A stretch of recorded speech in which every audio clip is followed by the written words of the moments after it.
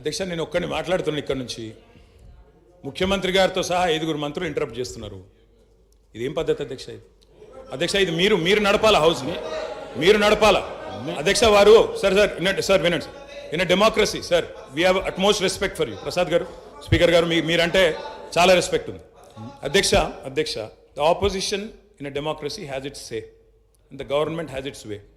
మేము మాట్లాడిన తర్వాత వాళ్ళకు పుష్కలంగా మైక్ ఇవ్వండి, గంటలు మాట్లాడమని నేను వద్దనట్లేదు సార్.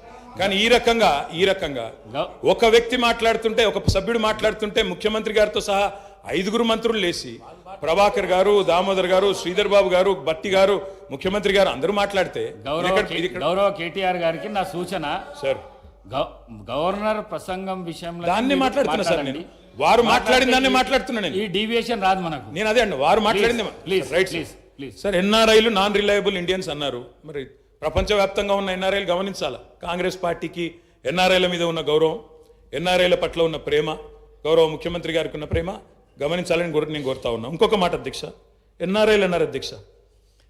ఎవరు అధ్యక్ష? 100 కోట్ల మంది భారతీయులను కాదని బయట నుంచి తెచ్చుకున్న అధ్యక్షులు తీసుకుంది ఎవరు అధ్యక్ష?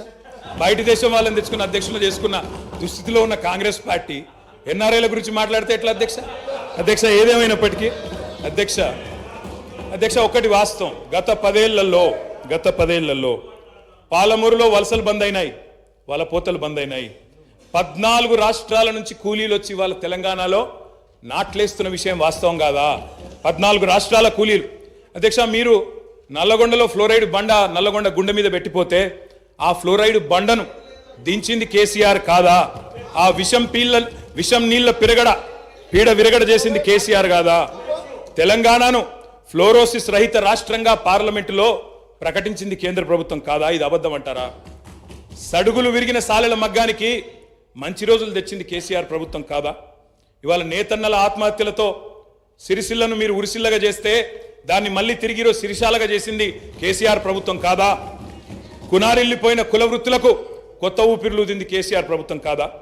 కాలే కడుపుతో అర్ధాకలితో ఎవ్వరు వండుకోవద్దని చెప్పి మానవీయ కోణంలో ఆలోచించి సంక్షేమంలో స్వర్ణయుగం సృష్టించింది, ఆసరగా నిలబడ్డది కేసీఆర్ ప్రభుత్వం కాదా?